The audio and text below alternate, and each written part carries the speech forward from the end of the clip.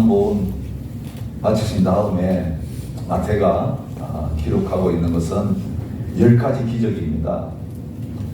다른 복음서하고 다른 것은 순서적으로 기록한 게 아니라는 거예요. 묶음별로 기록을 했습니다. 가르치신 거 행하시고, 그 다음에 또 가르치신 거 행하신 거, 이렇게 마태는 체계적으로 예수님의 생애를 기록했습니다. 우리가 지난주에 산상보훈에 대해서 살폈어요.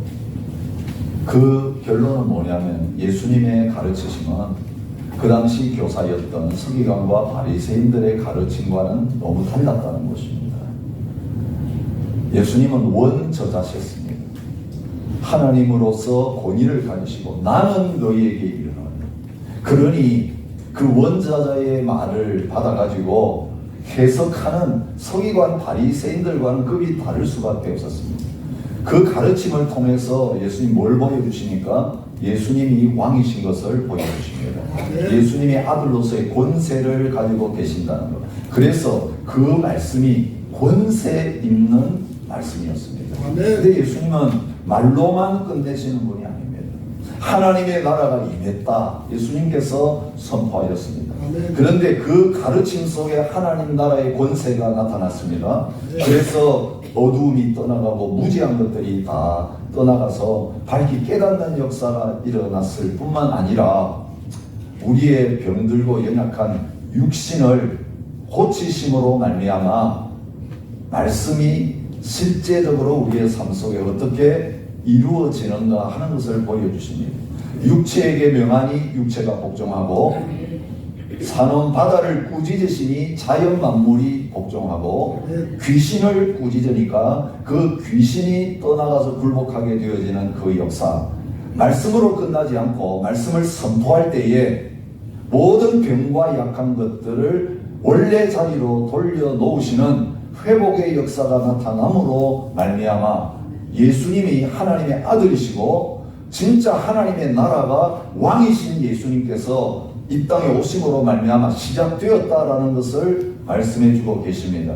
하나님의 나라는 이곳에 있고 저곳에 있는 것이 아니라 너희 중에, 너희 가운데 있다고 예수님께서 분명하게 선포해 주셨습니다. 두세 사람이 내 이름으로 모인 그곳에 나도 그들 중에 보이지 않지만 있느니라고 하시면서, 여러분, 주님이 왕으로 좌정하신 그곳이 하나님의 나라가 된다라고 하는 사실을 보여주고 있습니다. 그 하나님 나라가 임했다는 거 못 믿으니까 이 기적이라는 증거를 통해서 확인시켜 주신 것입니다. 여러분, 오해하지 마십시오. 예수님은 병원 문 닫으시기 위해서 오신 분이 아닙니다. 예수님은 그 땅에 있는 모든 병자들을 다 고쳐주시지 않았습니다. 오히려 병자들이 몰려오니까 어떻게 하셨습니까? 다른 가까운 마을로 가자 해서 사람들 오기 전에 피난 가셨습니다. 사람들 오기 전에 다른 마을로 가서 계속해서 복음을 가르치시고 선포하시는 그 역사들을 하셨습니다.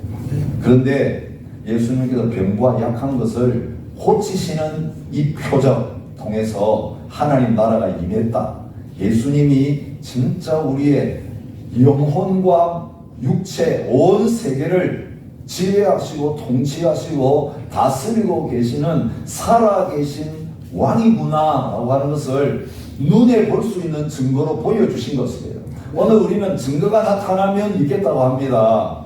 여러분, 오늘날에 예수님 오셔가지고 보리떡 5개, 물고기 2마리 가지고, 여기는 그렇게 많이 필요 없겠네요. 보리떡 하나, 물고기 1마리 가지고 우리 100명 점심을 다 먹여주신다면 눈이 번쩍 뜨이면서 이분이 살아계신 하나님의 아들이구나 믿을 것입니다. 딱 예수님이 오셔가지고 자, 여기 아픈 사람들 다 손들어봐 해가지고 자, 내가 명한다. 너희 모든 아픈 것이 지금 당장 나을지어다 해서 주님 말씀하시는데 그 통증도 없어지고 여러분 모든 게 정상으로 회복된다면 얼마나 예수님을 믿는데 쉽겠습니까? 저는 딴 거 있습니다. 예수님 저한테 안경 필요 없게 해주세요. 난시와 원시와 근시와 이게 3가지가 다 있거든. 처음에는 근시밖에 없었는데 난시가 되더니 나이가 드니까 노안까지 와서 여러분 이 라식 수술 안 하고도 그냥 하나님께서 눈을 정상으로 회복시켜 주시면 얼마나 좋을까. 근데 여러분, 주님께서 원하시면 말씀 한마디로 다 하실 수 있습니다. 그런데 여러분, 이건 무엇을 위한 것입니까? 예수님이 하나님의 아들이시고 그 하나님의 나라가 실제적으로 예수 믿는 우리의 삶 속에 임했다는 것을 확인시켜 주시기 위한 표적이에요. 그래서 이 표적은 누구를 위한 겁니까? 믿는 자를 위한 것입니까? 믿지 못하는 사람들을 위한 것입니까? 믿지 못하는 자들을 위한 것이에요. 우리 믿음 어릴 때 표적으로 어떤 증거를 보여주셔서 믿게 된 경우가 있습니다. 성령의 은사 같은 경우도 그렇습니다. 하도 하나님을 안 믿고 성령의 은사 이런 거 안 믿으니까 제가 아는 어떤 분은 갑자기 몸에 진동이 왔습니다. 파킨슨 병이 아닌데 갑자기 막 떨려가지고 이게 무슨 증상이냐 막 하다가 깨달았습니다. 성령님께서 내 안에 오셔가지고 이런 현상을 일으키는구나. 그걸 깨닫고 항복했습니다. 예, 믿겠습니다. 하나님 살아계신 거 믿겠습니다. 그리고 나니까 그 현상이 다 끝났습니다. 그리고 평생 한 번도 그런 현상을 다시 찾아온 적이 없습니다. 이런 걸 표적이라고 그러는 거예요. 여러분, 예수 믿을 때 우리가 신유의 은사를 경험할 수 있어요. 어떤 분들은 처음 예수 믿을 때에 그런 놀라운 표적을 경험하고 예수님 살아계시는구나, 하나님 살아계시는구나 하고 그렇게 그 병 나음의 표적을 통해서 예수 믿을 수 있습니다. 그런데 물어보겠습니다. 여러분, 그렇게 병 나음의 표적, 예수님이 오셔서 우리 고쳐주시고 몸에 아픈 것도 곧 회복시켜주시는 그 은혜를 경험했는데 그 이후에 안 아프셨습니까? 네, 또 아픕니다. 여러분, 오해하지 마세요. 우리가 신유의 은사를 받았다 그럴 때에 평생 다시 병 걸리지 않는 그런 은혜를 받은 것이 아니에요. 예수님이 죽은 나사로를 살려주셨습니다. 그러면 나사로 어떻게 됐을까요? 안 죽었을까요? 나중에 죽었습니다. 어떤 분이 재미있는 그런 이야기를 했습니다. 세상에서 고생하다가 천국 와가지고 이 좋은 세계 빨리 올걸, 천국이 있네 그러고 있는데 어떤 남자 하나가 자꾸 돌아다니면서 사람들을 향해서 부추깁니다. 다시 돌아갈래? 다시 돌아갈래? 세상으로? 그러니까 모두 어떻게 하겠습니까? 절대로 안 돌아가지. 그 사람이 누구냐면 나사로였습니다. 여러분, 주님의 놀라운 은혜를 받았지만 이 천국 가다가 다시 예수님 살리시는 바람에 살아가지고 고생 신탕하다가 다시 천국 갔잖아요. 그러니까 나사로의 표정을 우리가 보면 원더풀하지만 나사로의 입장에서 보면 이거 진짜 좋다가 많은 거예요. 여러분, 그렇습니다.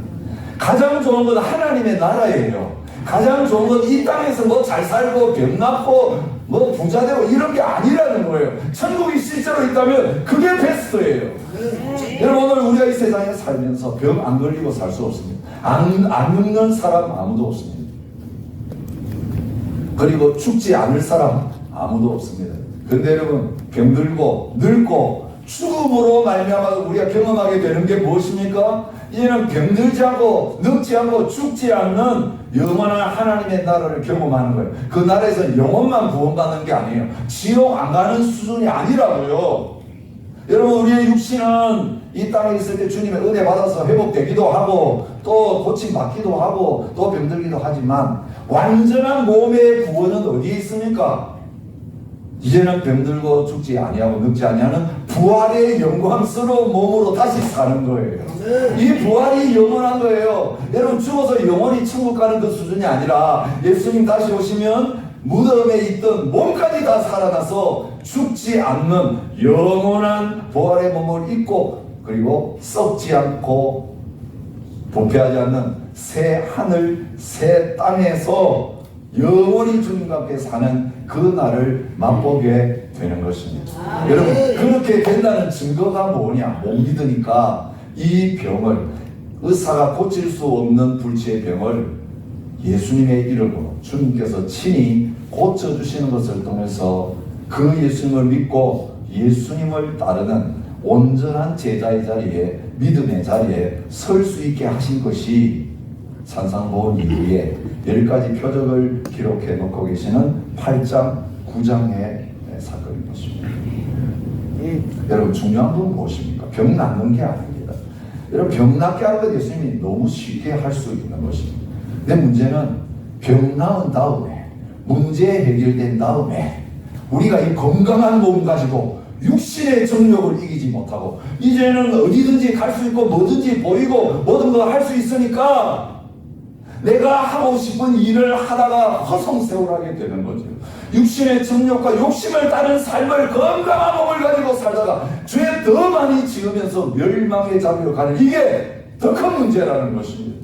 그래서 오늘 본문에 병고침의 사건을 기록하신 다음에 어떻게 하면 예수님을 제대로 따르는가의 문제를 함께 기록하고 있습니다. 오늘 저에게 참 어려운 설교 본문을 주셨어요. 8장 1절부터 17절까지만 딱 끊어가지고 설교하라 그랬으면 고치시는 예수님으로 끝나면 돼요. 그죠? 14절부터 17절까지 베드로의 장모의 열병을 고쳐주신 예수님, 그리고 귀신 들린 자를 쫓아내시고 많은 병자들을 다 고치시고 그 예수님의 고치시는 사건을 다 기록한 다음에 18절부터 22절까지는 난데없이 예수님을 따르는 문제에 대해서 말씀하고 계시는 것을 볼 수 있습니다. 이게 무슨 연결이 되는가? 여러분 설교하면서 많이 기도했습니다. 이런 본문은 제가 한 번도 설교를 같이 해본 적이 없습니다. 따로따로는 설교를 해가지고. 그런데 아주 중요한 것을 깨달았어요. 오늘 우리의 수준이 병 고침 받고 문제 해결을 받고 만족하고 예수님 떠나가는 그 사람들을 누구라고 말하느냐 하면 18절에 무리가라고 말하는 것입니다. 무리가, 많은 사람들, 군중 그런 뜻입니다. 요즘 말로 하면 그냥 교회 다니는 많은 사람들 혹은 종교인들 그렇게 말할 수 있습니다. 자, 병 고치고 나니까 귀신 쫓아내고 나니까 얼마나 많은 사람들이 소문 듣고 예수님 만나려고 왔는지를 알 수 있습니다. 오늘 만약 그런 일들이 일어난다면 인산인해를 미룰 것입니다. 우리 교회 예배는 한 10부 예배 드려야 될 것입니다. 이 자리 너무 좁아가지고 안 되겠다. 이제 체육관 빌려가지고 예배 드리자. 그래도 괜찮을 것입니다. 병든 사람들이 얼마나 많습니까?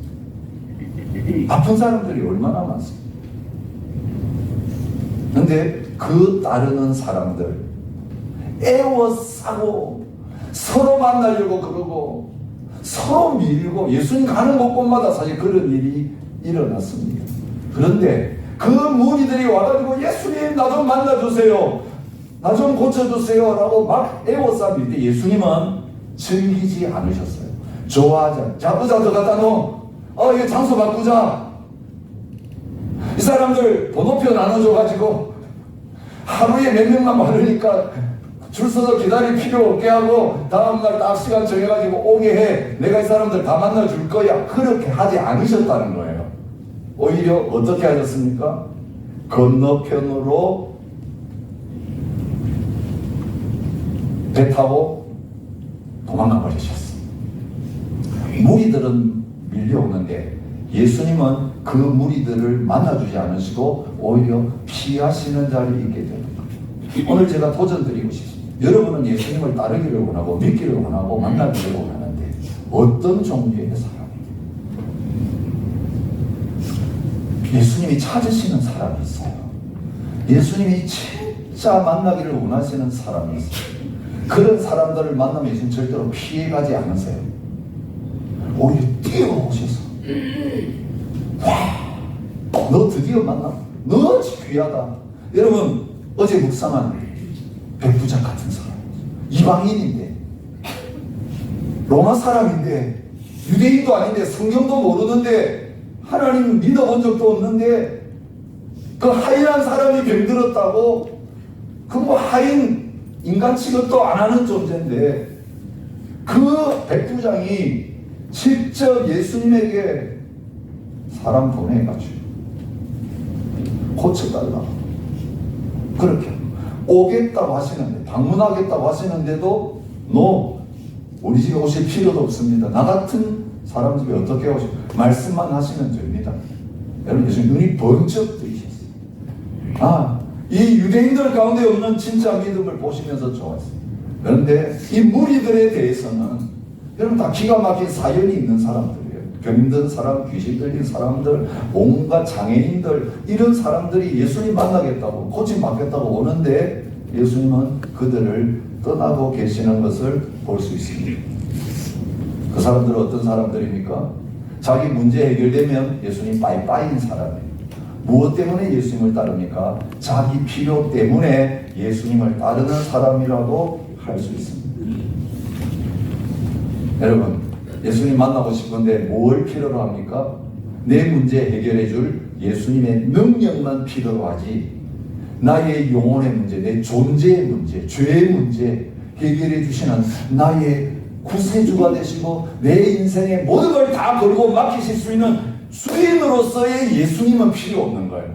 예수님, 의사처럼 내가 찾아가가지고 내 문제 이야기하면 고쳐주시고 이제는 됐습니다, 집에 돌아가세요, 그러시면 되는 예수님을 원하는 거예요. 근데 예수님이 내 만나가지고 병 고쳐주신 다음에 같이 갑시다, 이제부터 내가 함께 하면서 평생 책임져 줄게요.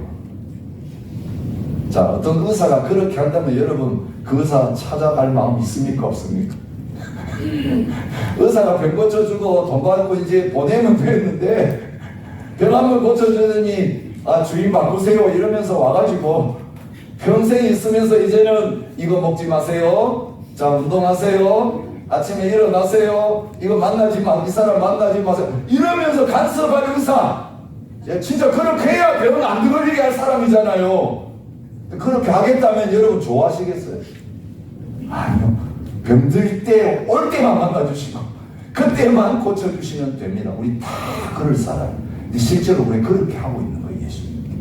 예수님 능력만 필요합니다. 의사만 필요합니다. 예수님이 나와 함께 하시는 건 부담입니다. 문제만 해결해 주시고 가세요.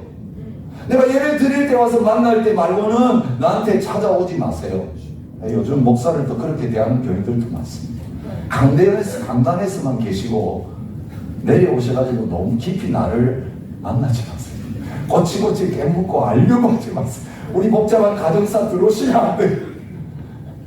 다들 그러고 거리를 두고 살려고 하는데 이게 예수님을 대하는 우리의 마음하고 똑같은 거예요. 근데 예수님 따르려고 하는 사람, 두 사람 나오잖아요. 다른 병행공원에 세 사람이 예수님 따르겠다고, 예수님 함께 가겠다고 하는 사람에게도 노하세요. 조건을 붙이세요. 예수님 그것을 통해 뭘 원하십니까? 그냥 어떤 걸 얻고 싶어서. 여러분, 그 당시에 예수님 제자 되면 특권일까요? 아닐까요? 왜 특권이죠? 예수님 직접 만나려고 한 사람 12명이 딱 먼저 바리케이트 딱 치고 이 제자들 허락 받고 와야 돼. 분명해요. 그래서 제자들이 애들 데리고 엄마들이 찾아오니까 다 돌려버렸어. 저리가, 애들은 저리가. 이 제자들이 예수님 병 고치고 능력 행할 때에, 사람들 몰려들 때에 예수님 제자 된 거 대단한 일이었어요. 종교적 특권이었어요. 그래서 서로 따르려고, 예수님 가까이 있으려고 경쟁했어요. 예수님 12제자도 마찬가지였죠. 예수님 죽으러 십자가 지려고 예루살렘 가시는데도 나는 오른편, 나는 왼편 원합니다 하면서 제자들 12이서 서로 누가 높으냐 경쟁할 정도로 그런 잘못된 마음을 가지고 예수님을 따르려고. 이건 진짜 예수님을 따르는 게 아니고 무리들하고 또 마찬가지였습니다. 근데 그 제자들 예수님 따라봤자 죽는 것밖에 없겠구나. 권력은커녕 예수 따라다니거나 배가 망신하겠다는 생각 딱 들었을 때 어떻게 했습니까? 나 예수 모른다. 수제자 베드로부터 예수님 모른다고 맹세하면서 부인하고 다 예수님 혼자 버려두고 도망가는 자리에 서게 된 것이죠. 이게 무리의 신앙과 다를 바가 없는 것입니다. 그러면서 예수님을 만나서 하나님의 나라가 임했구나. 이분이 하나님의 아들이시고 왕이시구나. 이분 통해서 그분이 십자가의 죽으심으로 말미암아 모든 우리의 병과 죄의 문제, 약한 것들을 다 대신 짊어지시고 우리에게는 놀라운 구원을 선물로 주시는 구세주시구나. 이것을 믿은 다음에는 이 믿음 가지고 나는 예수님 없이는 못 살아요 하면서 예수님만을 따라가는 사람, 예수님 붙들고 한평생 예수님 따라다니는 사람으로 바뀌기를 원하고 계신다는 거죠. 그것을 제가 따름이라고 한국말로 이름을 붙였습니다. 우리는 사랑방의 방장이라고 말하지 않습니다. 뭐라 그럽니까? 돌봄이라고. 한국말로 좀 말이고 서로 돌보시는, 장이 해놓으면 뭔가 또 된 것처럼 해가지고 이게 힘주니까 장이 아닙니다. 돌봄입니다. 섬김입니다. 예수님 따르는 따름입니다. 이 따르는 사람 어떤 사람입니까? 예수님 따르다가 신세 망쳐도 괜찮은 사람이 예수님 따름입니다. 어디로 가든지 저는 따르기가 얼마나 대단한 용기입니까? 스스로 나서가지고 부르지도 않았는데 나 예수님 따를래요. 이 조건도 대단합니다. 어디로 가시든지 무조건이에요. 그죠? 어디로 가시든지 따르겠습니다. 말은 그럴듯하겠는데 예수님 그 마음을 보니까 그게 아니에요. 한마디 딱 하시죠. 여우도 굴이 있고 공중에 새도 거처가 있으되 나는 머리 둘 곳이 없다. 그만 무슨 말입니까? 나는 거지대장이다. 그 말이에요. 치료 없다. 오늘 저녁에 어디서 자야 될지 모른다. 그래서 예수님 노숙을 참 많이 하셨습니다. 예, 잘 데 없으니까 산기도도 하시고 그냥 배에서도 주무시고 사람들이 와가지고 좀 주무십시오. 그러면 그 집에 가서 주무시고. 이게 거지대장 아닙니다. 머리 둘 곳이야. 여우도 굴이 있고 공중의 새도 저녁에는 돌아갈 보금자리가 있는데 나는 이 세상에서는 내 집이 없다. 그러니 너 나 따라다녀봐야 나하고 같은 신세가 된다. 그래도 따를래. 그렇게 말씀하십니다. 여러분 도전하십니다. 정부주택에 살든 내 집에 살든 렌트집에 살든 쉐어집에 살든 예수님 진짜 나의 인생의 주인이시고 예수님 나의 왕이시고 내가 그 하나님의 나라의 백성이 되게 만들어 주시는 이 기막힌 복을 나에게 주셨으니 주님 함께 가자 그러시면 어디든지 나는 떠나서 주님과 함께 가겠습니다. 그리고 그것이 이제는 이 세상 떠나서 나하고 같이 가자 할 때 하나님의 집, 이제는 영원한 그 집이 되는 자리까지 그 예수님 놓치지 않고 나는 평생 그렇게 주님 따라다니며 살겠습니다. 이 결단을 저와 여러분들에게 요구하고 계시는 것입니다. 아멘. 여러분 이 말씀만 나오면 제가 이미 알고 계시는 분도 계신 모르는 분도 계시기 때문에 저희 할아버지 이야기를 안 할 수가 없습니다. 제 할아버지는 무신론자입니다. 민족운동한다고 만주벌판 써다니고 가족은 하나도 안 달고 해방되면서 제대로 된 나라가 안 세워지니까 그때부터는 술에 중독되셔가지고 평생 그렇게 술 마시면서 할머니와 자녀들에게는 술빚만 남긴 그런 분이셨어요. 근데 난데없이 이런 집안에 큰아들이 예수를 믿게 됐습니다. 집에서 쫓아냈습니다. 근데 교회가 보살펴줘가지고 신학교를 갔습니다. 그 신학교 졸업하고 전도사가 되었습니다. 전도사가 되어가지고 이제 말씀을 전하는데 아버지 체면에 아들이 그래도 교회 전도사가 되었는데 안 갈 수가 없어서 무슨 말을 전하나 한 번은 아버님이 설교를 하고 있는데 새벽에 왔습니다. 새벽 기도.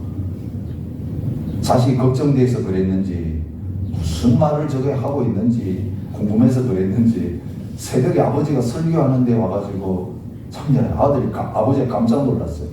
근데 그날 본문이 무슨 본문이었느냐? 이 말씀이었어요. 여우도 굴이 있고 공중에 새도 거처가 있으되 인자는 머리 둘 곳이 없다. 아버님 열심히 이 말씀을 전했는데 설교가 끝나고 나니까 할아버지가 대성통곡을 하면서 우시는, 아이고 됐다, 이제 우리 아버지 은혜 받았나 보다, 예수 믿나. 그래서 너무너무 감사해가지고 이제 다 끝나고 집에 돌아가가지고 할아버지한테 이제 여쭤봐. 아버님, 오늘 새벽에 교회 나와가지고 제 설교 듣더니 우셨는데 왜 그렇게 하셨습니까? 그때 할아버지 대답이 아버지 예상과는 정반대였습니다. 내가 너 설교하는 거 들어보니까 예수 신세나 이 신세나 똑같은데 내가 너 걱정 안 할 수가, 눈물이 안 나올 수가 있죠. 아니, 그리고 아버님은 예수 신세로 사셨어요.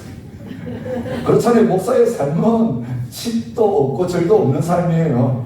그냥 사택에 살다가 사역 끝나면 나와서, 그죠?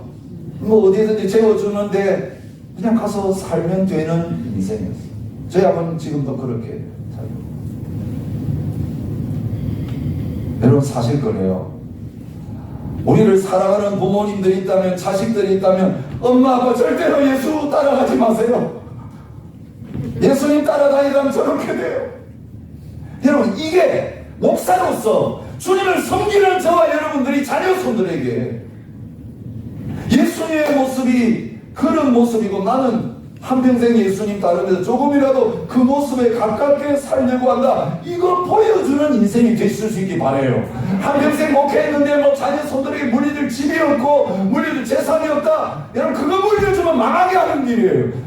어딜 중요한 거라고. 주님이 어디까지 이제까지도 그랬거니와 앞으로 저 앞에 설 때까지도 나는 주님 따르다가 죽겠다. 예, 주님 따르다가 병들어서 죽어도 괜찮고, 돌 맞아 죽어도 괜찮고, 외롭게 혼자 죽어도 괜찮고.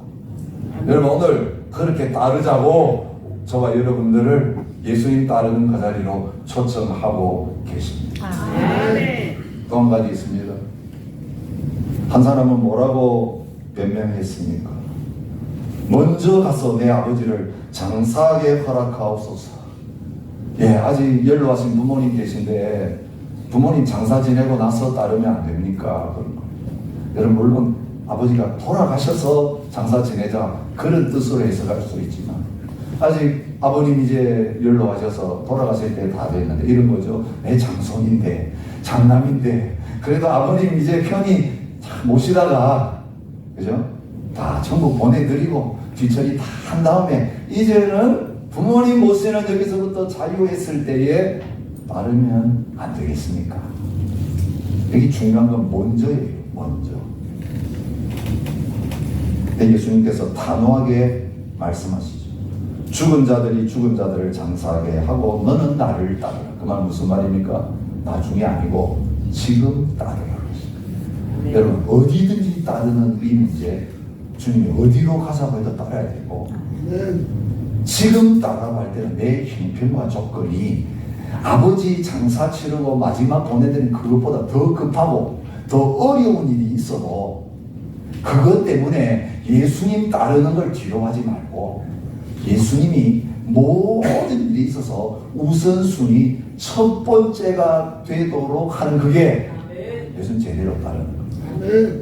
나중에 여러분, 우리가 얼마나 후회를 많이, 그때 할 것, 그죠? 여러분, 젊었을 때 도전 많이 받으셨죠? 아니, 지금 하려고 하니까 어때요? 힘들어. 성경 공부를 해도 기억이 잘 안 돼. 암송도 잘 안 돼. 뭐 전도하고 다니고 싶은데 다리가 아파. 힘들어. 그 젊어서 발발하고 돈 있고 머리 있을 때 모든 돈도 있어도 막 쓰고 마음껏 일하고, 그때 주님을 만나가지고 따랐으면 얼마나 좋을까. 후회하실 필요 없어요. 주님 뭐라고 하십니까? 지금이 베스트 타임이다. 문제는 먼저 다른 거 하지 말고, 너 옛날에 그렇게 핑계대면서 이것 하고 나면 마지막에 할게요, 그런 식으로 하지 말고, 이제는 갈 날이 얼마 될지 모르는데 지금 하라고 하시면 지금 그 말씀하시는 게 순종의 타임인 줄 알고 그렇게 하겠습니다. 여러분, 그래, 오늘 우리 함께 예배드리러 왔지만 다음 주에 여기 와서 함께 예배드리라는 보장이 아무도 없습니다. 저도 마찬가지입니다. 저는 이 강단에 설 때마다 오늘 이 설교가 마지막 설교일 수 있다는 마음으로 준비를 하고 그렇게 선포합니다. 너무 큰 소리 친다고 여러분 힘들어하지 마세요. 이 마지막 소리가 될 수 있어요. 여러분 장례식이 마지막 영상 틀어놓고 그 목사님 말씀 살아계실 때 들을 걸 뭐 이렇게 할 필요. 실제로 우리 인생이 그래요. 여러분 아침에 깨어서 일어난다는 보장이 없는 가운데 우리는 저녁에 잠자거든요. 건강하면 아침에 깨어나는 게 아니에요. 건강한 사람도 아침에 못 일어날 수 있고 병들고 아침에 일어날까 말까 그런 분들은 아침마다 꼬박꼬박 잘 일어날 수 있어요. 우리가 결정하는 내일이 아니에요. 근데 중요한 건 오늘이라고 하는 시간 주셨다는 거죠. 지금 말씀하신다는 거죠. 과거에 못 따라다녀도 괜찮다. 과거에 못 살아도 괜찮다. 지금부터 하면 된다. 지금 하자. 여러분들 내 나를 따르라고 도전하시고 지금 찾아오시는 그 주님 앞에 서시기를 바랍니다. 근데 여러분 안 믿어지시는 분은 오늘 이렇게 기도해도 됩니다. 주님, 나에게도 그 베드로의 장모에게 보였던 표정, 그 문둥병 환자에게 보였던 그 표정, 그 백부장에게 보여주셨던 그 표정, 나사로에게 보였던 그 표정, 주님 지금 살아계시면 나에게 보여주셔서 이제 내가 예수님 긴가민가 성경이 이러면서도 긴가민가 의문만 가지고 그렇게 살아가는 게 아니라 확실한 선택을 하고 아니면 그만두고 그게 사실은 제대로 믿고 여러분 중간시대가 없는 그런 확실한 가운데서 주님을 따를 수 있는 그런 자리로 나가시는 저와 여러분이 되시기를 축복합니다. 우리 이제 승찬식 할 겁니다. 먹고 마시는 이것을 통해 주님이 이제 내 안에 계신다. 나의 주인이시다. 그걸 다시 한번 컨펌하는 그런 시간입니다. 우리 찬양하시면서 나와 함께 하시는 그 주님의 함께하는 그 찬양